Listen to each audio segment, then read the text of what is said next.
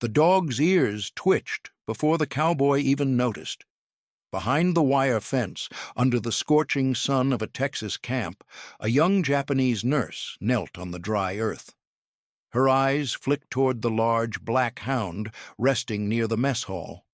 Then, barely noticeable, she extended her hand. Not a wave, not a beckon, a signal, subtle, intentional, the kind only animals or the truly desperate understand. The dog stood. The cowboys, American guards in dusty hats and sweat-stained khakis, shifted uneasily as the hound crossed the camp yard, eyes locked on the girl. She didn't move, didn't flinch. The dog stopped inches from her, then, to everyone's astonishment, lay down at her feet. Silence spread like a storm cloud. One guard cursed under his breath. Another took a step forward, hand near his holster. And the girl, barely 22, dirty, exhausted and silent since arrival, finally spoke. His name, she said softly, was Kuma. They had no idea what she meant, not yet. But that moment would unravel everything they thought they knew about the enemy. And about mercy. 3 days earlier, the trucks had come rumbling through the dry belly of Texas, coated in dust and trailing silence. They were American military transports, yes, but the women they carried were not soldiers. They were nurses, clerks, wives, and in one case a schoolteacher's daughter who had never left Hiroshima until the war tore her country to pieces. The sun hung low that day, baking the world in a golden silence that made everything, the barbed wire, the barking orders, even the earth itself, feel foreign and unforgiving. When the rear doors of the truck swung open, the women stepped out like shadows, thin, pale, hardened in posture, but hollow in the eyes. They came wearing threadbare uniforms stitched with shame. One of them had a limp. Another still held the corner of a family photograph, half charred. But the one who caught everyone's attention said nothing at all. She stood straighter than the rest, and though her shoes were broken and her hands blistered, her hair was tied neatly with a faded red ribbon. No one knew her name. No one dared to ask. The Americans, cowboys mostly, drafted into military service but still wearing their hats like it was the open range, looked at her the way ranchers look at a rattlesnake coiled too close to the corral. Suspicion, curiosity, fear, and something else. They called her Mute behind her back. They said it like it was a title, not an insult. "Mute's watchin' again," they'd whisper when they caught her standing at the fence line, staring out past the cotton fields into the kind of silence only someone truly alone can survive. She never looked away when they passed, never flinched, just watched. She didn't eat much, she didn't pray, and when the roll call came each morning, names barked in accented English, checked off with the mechanical scratch of a pencil on a clipboard, she raised her hand only when the woman next to her did, never sooner, never later. But the other women deferred to her. That much was clear. In the barracks, when it was time to divide rations, they waited for her nod. In the cold hours before dawn, when nightmares clawed up through sleeping throats, she was the one who held their hands until the trembling stopped. She was not older than the others, but somehow she carried more weight, not in her body, that was light as paper, but in her stillness. It was the stillness of someone who had already buried a piece of herself and refused to dig it back up. The cowboys noticed. One of them, a wiry man named Porter, swore she could read minds. "She looked at me once," he said, "and I forgot what I was fixin' to say." Others said it was witchcraft, that she'd trained herself to use silence as a weapon. "Jap's got all kinds of tricks," they'd mutter. "This one's just hidin' hers." But some were not so sure. One corporal, barely old enough to shave, wrote in a letter home that the quiet one reminded him of his sister back in Amarillo. "She ties her hair the same way," he wrote. "It's red, not bright red. Washed out, like it used to be something cheerful before the color bled out." On the third day, the Hound followed her from the mess hall to the barracks. She didn't call it, didn't even turn around. But it came. It sniffed the dust near her heel and sat, panting, watching, waiting.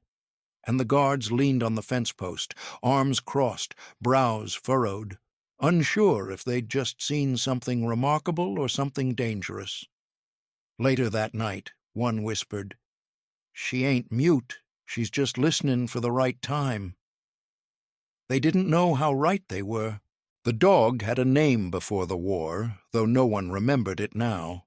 He had been bred for the pastures, not the prison yard, a rangy black shepherd mix with the kind of eyes that made men hesitate.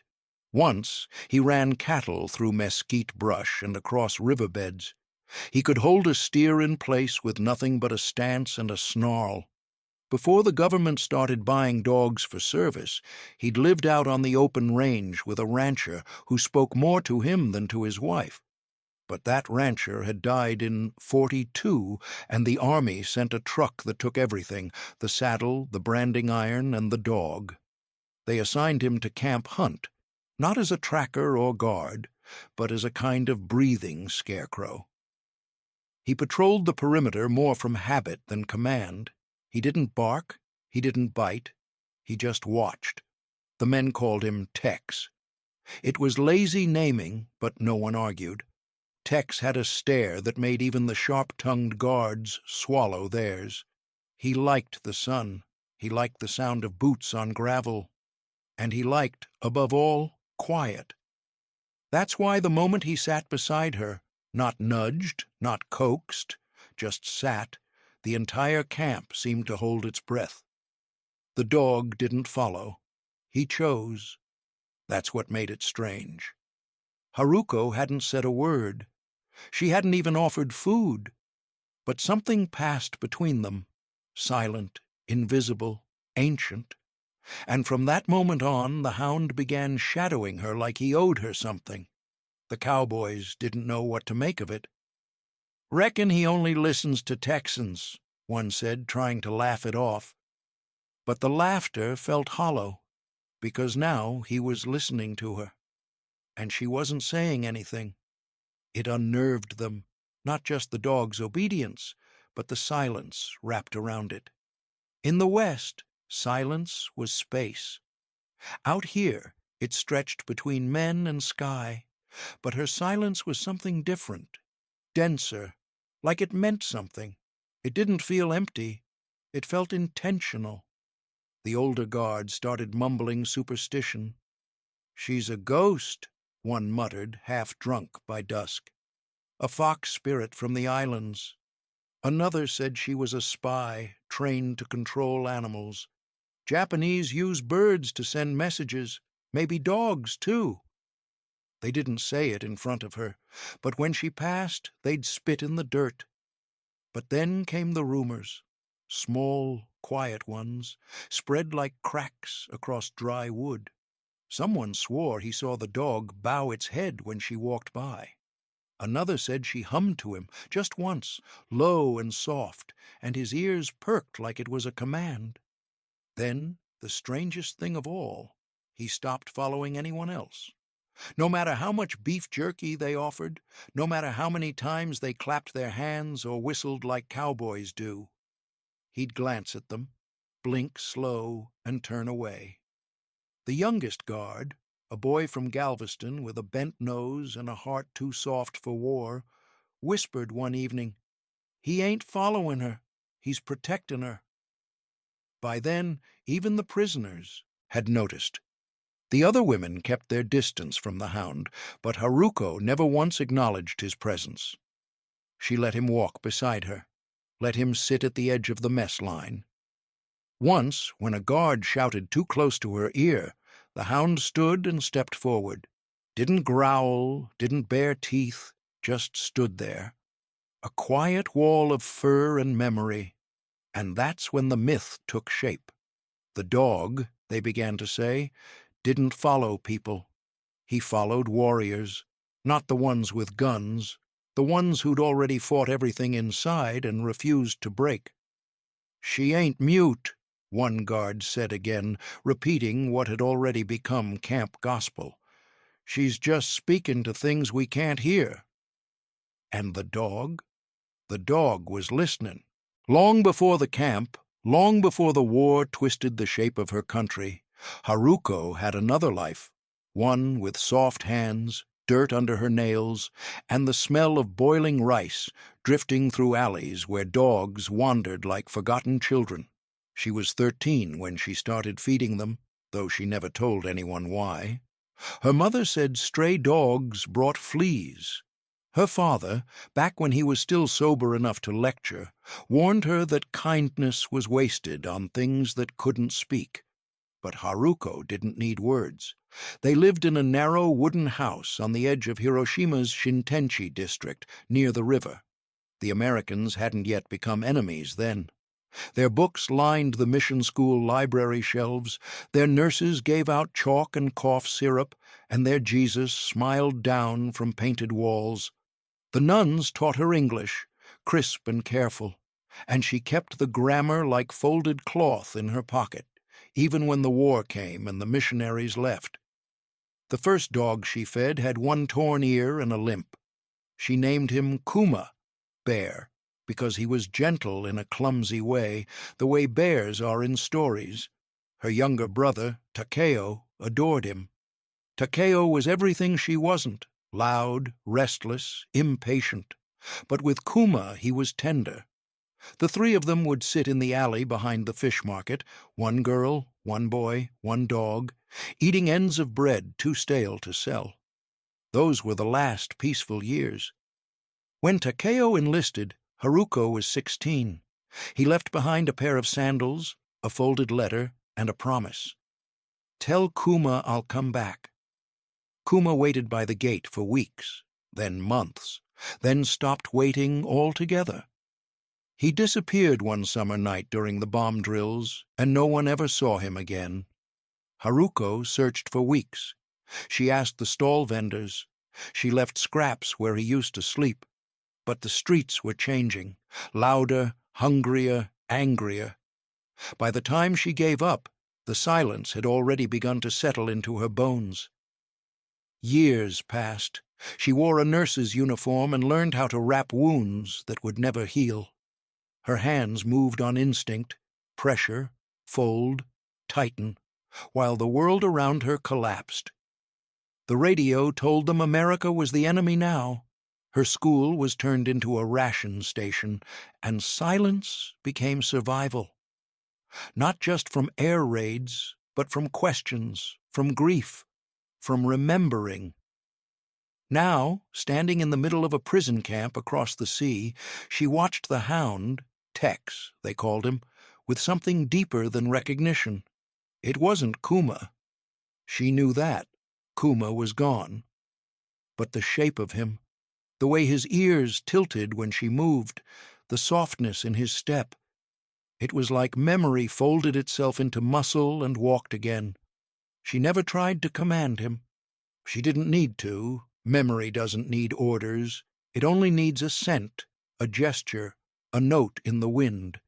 And somehow that dog, who'd never seen Hiroshima, who'd never heard her name, responded like he already knew her. The other women noticed. They began watching her differently, not with awe, but with a quiet trust, as if the presence of the Hound confirmed something sacred they couldn't name. The guards didn't understand it. How could they? To them, dogs followed strength or meat. But Tex, no, Kuma, wasn't following. He was remembering. And Haruko, the girl who once fed ghosts in an alley, was no longer surviving on silence. She was starting to speak with it. Through eyes, through stillness, through the way her hand hovered, palm down, just above the ground, not as a command, but as an offering. The Hound understood, because ghosts know their own. They came to her at midday, when the sun sat high and cruel, turning the dirt into powder and the air into glass. 3 of them, cowboys turned soldiers, uniforms stained with sweat, hats tilted like shields against the light. The Hound lay at her feet beneath the shadow of the barracks, tail motionless, breath steady. She did not look up. "What did you do to the dog?" one of them asked. His name was Radley. He'd grown up breaking wild horses and didn't like what he couldn't control. Haruko said nothing. She adjusted the cuff of her sleeve where the fabric had begun to fray. "We seen it," said the second. "Follows you like a soldier, won't eat from our hands, won't move on command. What's he listening to?" The third man didn't speak. He just stared, jaw set tight like he was bracing for something unholy. Haruko raised her eyes slowly. There was no fear in them, just the kind of calm that made fear feel unnecessary. Then she did something none of them expected. She hummed. One note, long, low. It rose like steam, then dropped into silence. It wasn't music, not really. It was more like the memory of a song, a shape without words, a tune built from breath. The Hound lifted its head. Ears twitched. Then, without so much as a bark, it rose, circled once around her legs, and laid down again, this time pressing its body closer, chin flat to the dust. "See that?" Radley whispered, as if the air itself had become fragile. "She's trained it like a damn scout dog." But the others weren't so sure. Training was repetition, rewards, noise. This was none of that. This was something older, something slower, like the way wind bends grass before a storm. Haruko didn't explain. She didn't smile, didn't gloat. She simply rested her hands on her knees, let the silence stretch, and closed her eyes.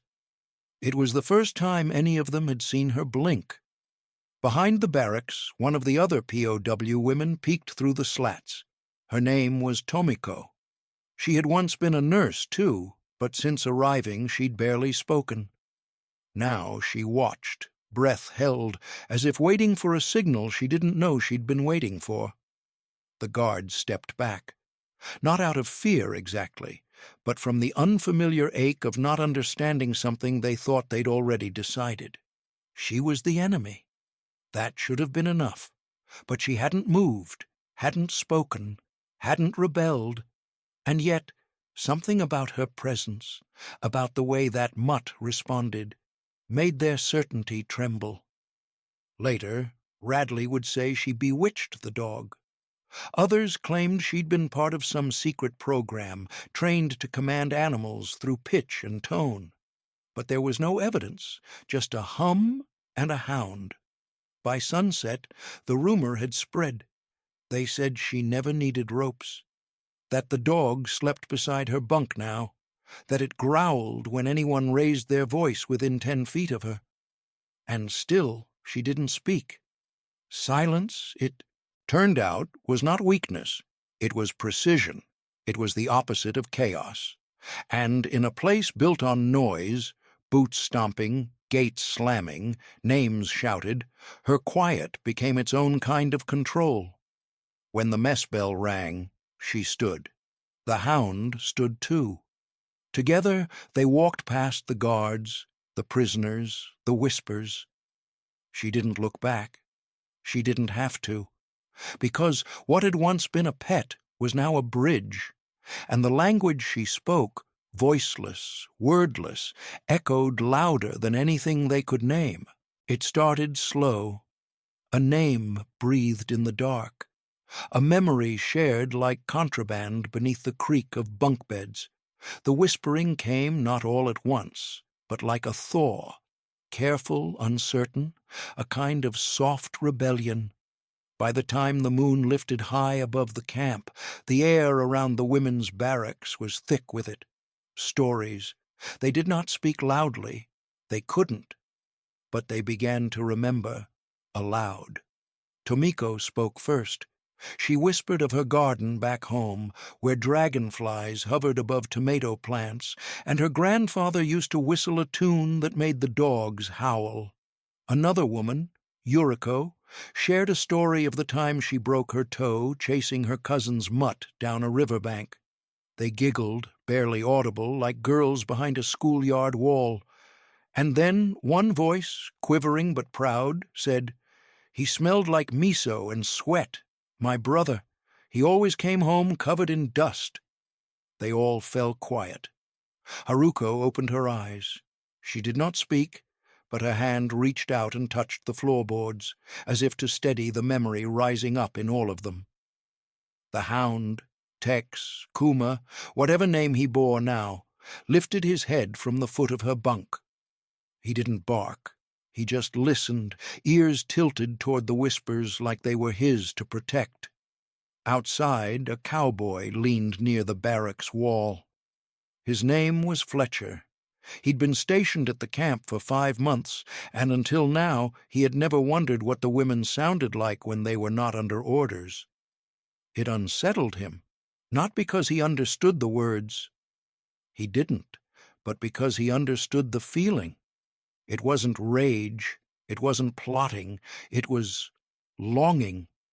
He'd heard soldiers cry in the dark back in Georgia before shipping out, heard mothers wail on the platform. But this was different. It was like the women inside weren't mourning. They were remembering who they were before the uniforms, before the surrender. It made the stories they'd been fed, about fanatics, about women who'd slit their own throats rather than surrender, feel brittle, wrong even. Another cowboy joined Fletcher by the wall. "They're praying," he muttered. "No," Fletcher said quietly. "They're remembering."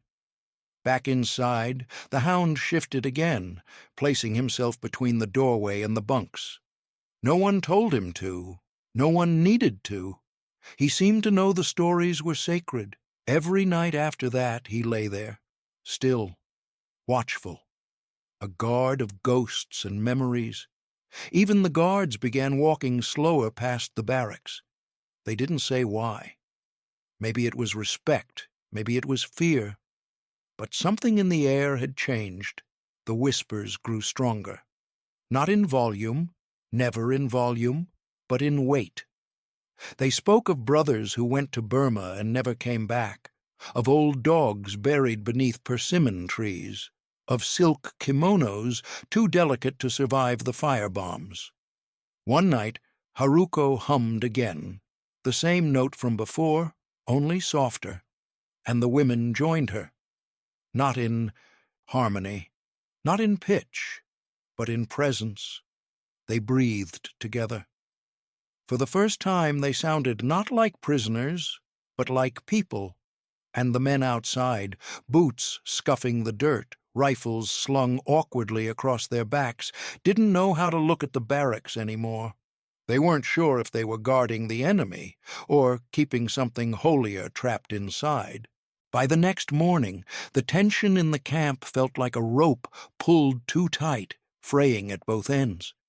The women walked to their work detail in a thin, dusty line, heads down, but spirits unsettled by the flood of memories the night before. The guards sensed it too. There was a stiffness in their movements, a nervous twitch in the way they checked their rifles, even though none were loaded. The sun had barely climbed above the mesquite trees when the work crews were divided, some to the fields, some to the laundry rooms, and a handful to the supply sheds where sacks of salt, flour, and grain were hauled in and out, like the slow breathing of the camp. Haruko was assigned to the sheds that day. She moved like she always did, quiet, deliberate, every gesture distilled to its simplest form. Tomiko worked beside her, sweat already gathering at her temples, while 2 American guards supervised from the shade of a lean-to. One was Fletcher, soft-spoken, shoulders tense but eyes kind. The other was Radley, the one who didn't trust silence or anything he couldn't break like a horse. It happened fast, too fast for anyone to parse until it was already spiraling. Tomiko stumbled under the weight of a heavy sack, the coarse fabric slipping through her fingers. It hit the ground with a puff of salt that lifted into the air like winter breath. Radley barked something sharp. An order, a reprimand, no one could tell. Tomiko flinched. She bent to lift the sack again, but her hands shook, betraying her exhaustion. Radley stepped forward. Too close, too fast.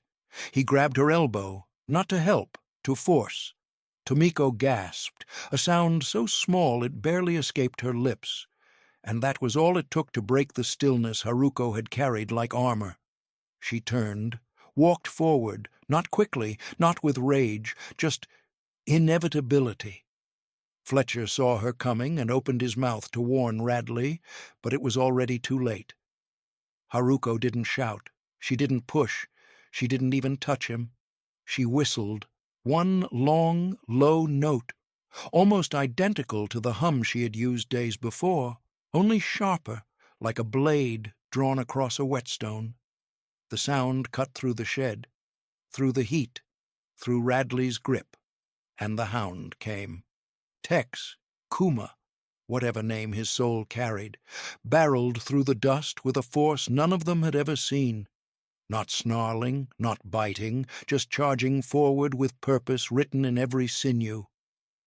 He planted himself between Haruko and Radley, hackles raised, paws wide, head lowered like a seasoned guardian. Radley froze. Fletcher froze. Tomiko stumbled backward, tears streaking her cheeks. For a moment, the entire camp, or at least the piece of it gathered in that shed, existed in a strange, fragile equilibrium. The animal did not attack. The prisoner did not defy. The guard did not strike. Everything hovered in a single breath. Then the breath snapped. Radley shoved Fletcher aside and stormed out of the shed, cursing in a voice that cracked under the strain of humiliation. Punishment came swiftly. The camp commander didn't care about details, only about maintaining order. Haruko was escorted to the isolation cell, a wooden shack barely large enough for a cot, meant more for intimidation than harm. She didn't resist, didn't plead, didn't speak. The Hound followed anyway.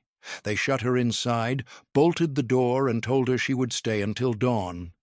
But as the guards walked away, grumbling, the dog simply sat, right outside the threshold, nose against the lower plank, eyes fixed on the crack beneath the door.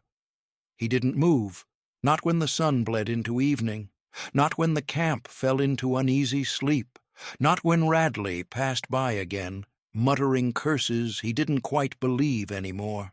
And Fletcher, watching from a distance, whispered what none of the men dared to say aloud. "This ain't about a dog or a whistle. It's about something breaking inside all of us." By dawn, the dog was still outside the isolation cell, lying as if carved from stone, his ribs rising and falling in a silent rhythm that felt more like prayer than breath. Word of his vigil had moved through the camp like wind through grass, quietly, but with weight. The women noticed first, exchanging glances that held both fear and a strange comfort. The guards noticed next, though they tried to hide their curiosity behind gruff orders and tightened jawlines. The silence around the shack deepened, not with suspicion, but with something gentler, more conflicted. Fletcher was the first to break. He waited until the morning shift had scattered across the yard, then ducked into the storeroom and emerged carrying a wool blanket folded under his arm. It was rough and old, but clean enough, and he hesitated only once before placing it beside the shack, right where the dog's flank had carved a shallow dent into the soil. He didn't knock on the door or call out to Haruko. The gesture wasn't for thanks. It was just an offering, a way of saying what he couldn't speak aloud. Later, someone, though no one ever admitted who, set a single unlit cigarette on the wooden step outside her door. No match, no note, just a quiet token of recognition. Haruko did not reach for either item, but she saw them when the door's thin beam of light cut across the floor. She returned to her cot, sitting straight-backed, hands folded neatly in her lap, and let the hours pass as if time had loosened its grip on her. Outside, the Hound eventually lowered himself onto the blanket, curling into its warmth with the slow, weary acceptance of an animal that understood more than he could express. When the guards opened the door the next morning, Haruko stepped out without hesitation. The sunlight struck her face, illuminating the faint shadows under her eyes, but she showed no anger, no fear, only stillness. The dog rose with her, positioning himself at her side as if the world existed only in relation to her movement.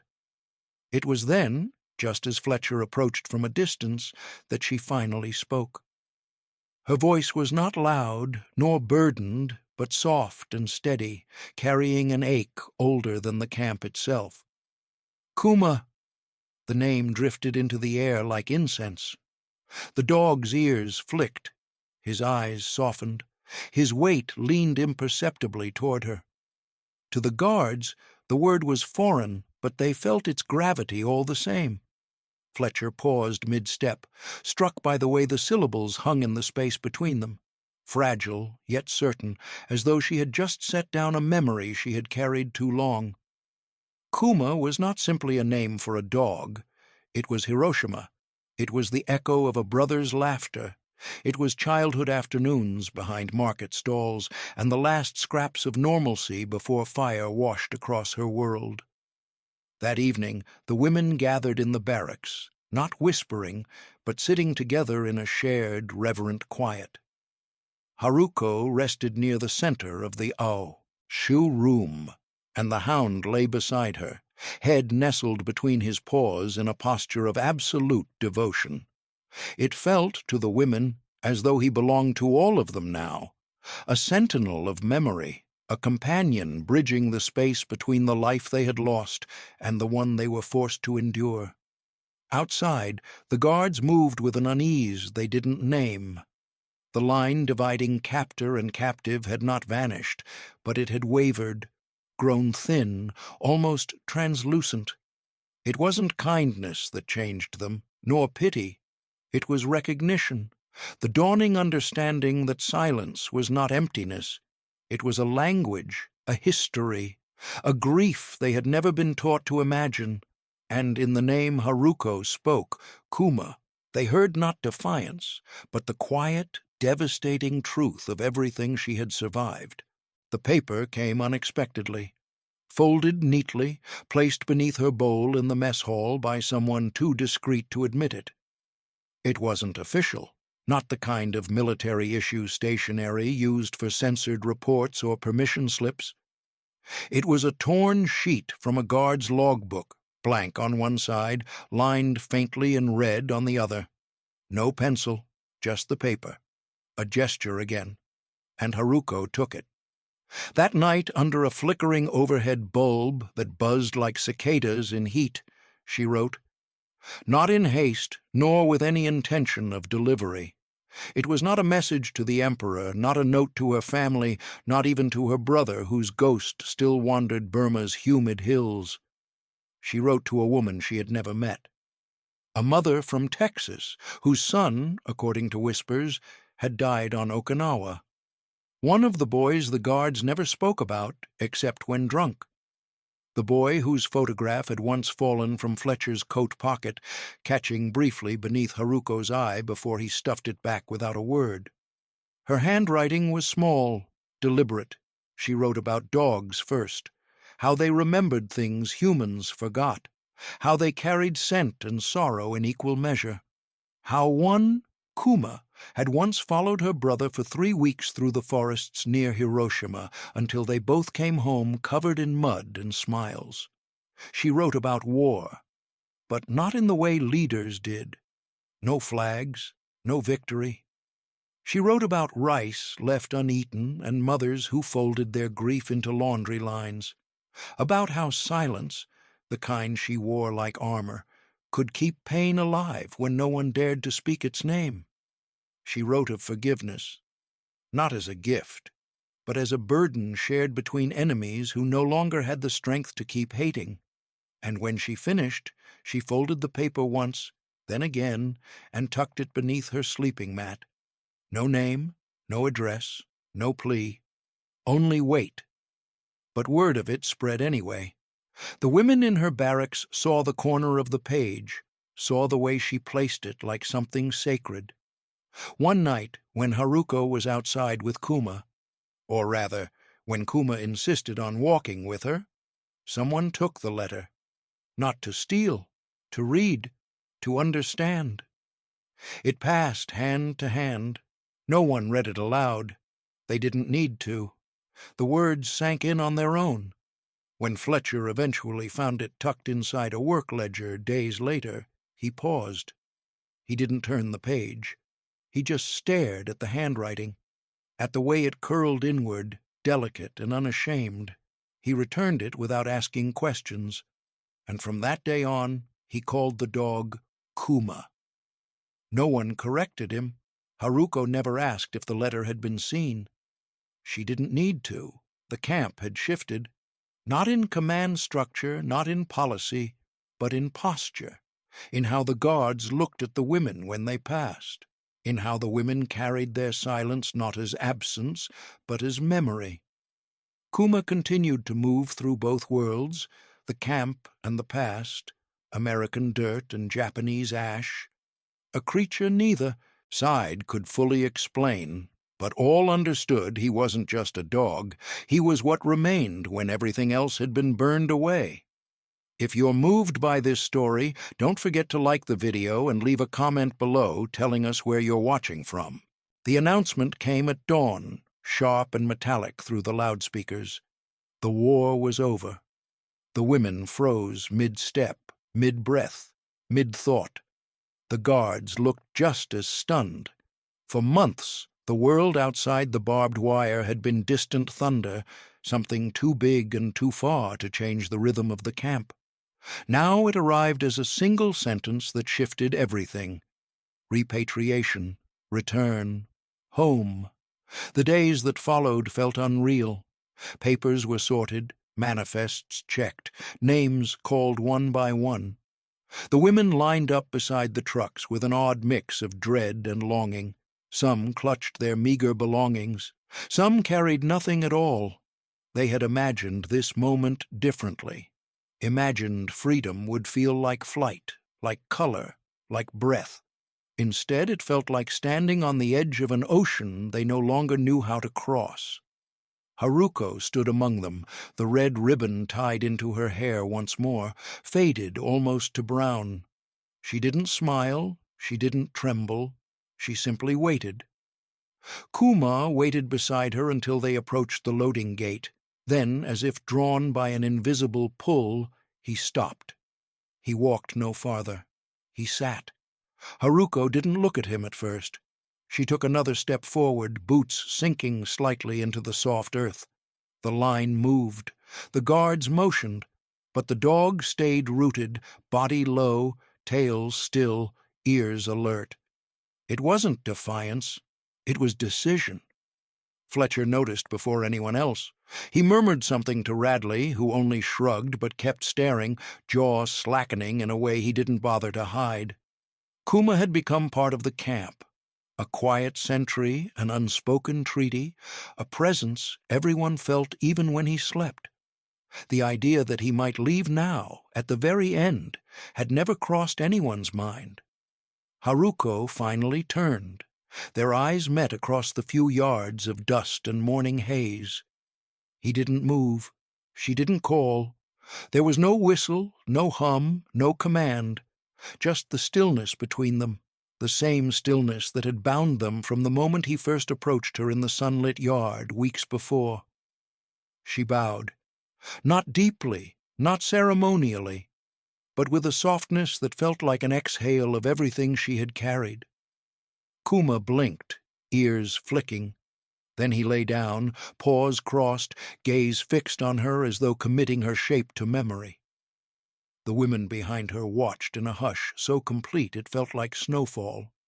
One whispered her brother's name under her breath. Another pressed her hands together as if praying.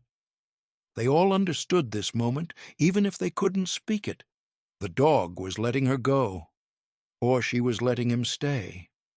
A guard near the gate leaned in to Fletcher and murmured, "He's waiting for the next one."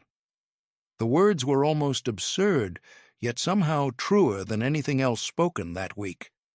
Kuma had chosen his post, not out of loyalty to America nor to Japan, but to something older, something shaped by memory and grief and the strange constellations humans and animals form when the world collapses around them. Haruko stepped onto the truck. She didn't glance back again. She didn't need to. Kuma's presence lingered like a shadow stitched into the dust. As the engine groaned to life and the convoy rolled forward, a strange silence pressed in. Not the cold, defensive silence she had worn at the start of her captivity, but a gentler one threaded with farewell. Kuma lifted his head. His ears perked. His gaze followed until the trucks became shapes, then specks, then nothing. He did not howl. He did not chase. He simply waited, a silhouette at the gate, guarding the memory of a girl who had once fed ghosts and who had taught him, in turn, how to stand watch over the living. Years passed like drifting sand, slow and silent. The war faded into textbooks, and the camp, that patch of Texas dirt surrounded by wire and memory, was left to the elements. What had once been rows of barracks now lay broken, the wood dry and buckling, the roofs collapsed like old men stooping under time. The mess hall was gone. The tower sagged inward. Grass had overtaken what the boots and shovels had once flattened. It was not a place of history now, just a place the wind visited freely. But on one overcast afternoon, a truck rattled down the dirt road, tires crunching against the gravel like old bones stirring. Fletcher stepped out, older now, with joints that creaked louder than the rusted hinges on the gate. He moved with care, not reverence, as if each step was both a homecoming and a penance. He didn't carry flowers, just a cigarette and a flask. He wandered without hurry, past the empty fence posts, past the outlines of buildings only memory could fill in. The place didn't need signs. His boots found the old paths like they'd been carved into his soles.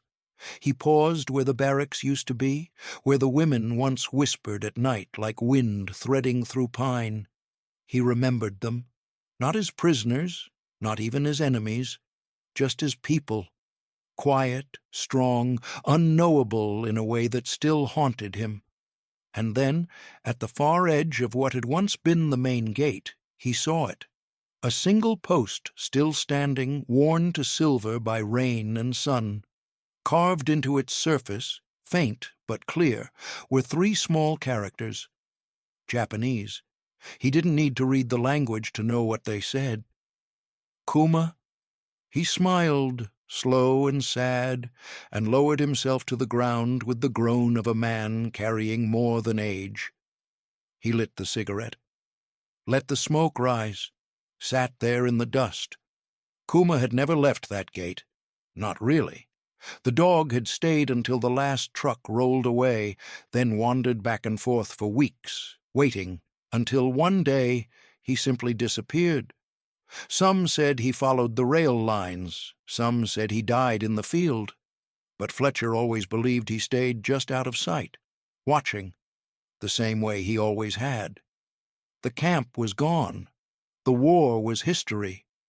But the signal, that soft note Haruko had hummed, the bow she gave instead of a goodbye, it still hung in the air like something too light to fall. Fletcher leaned against the post, tracing the carved name with his thumb. Kuma had not just been a dog. He had been a witness, a keeper of the in-between. And Haruko, he had never seen her again. But he thought of her sometimes when the wind picked up, when silence fell too heavy on a room. A girl with a ribbon who spoke once and never needed to again. There was no statue, no plaque, just a gate, a name, and the dust. But for those who knew, those who remembered, that was enough. If this story stayed with you, please like the video and leave a comment below. Tell us where you're watching from. We read everyone.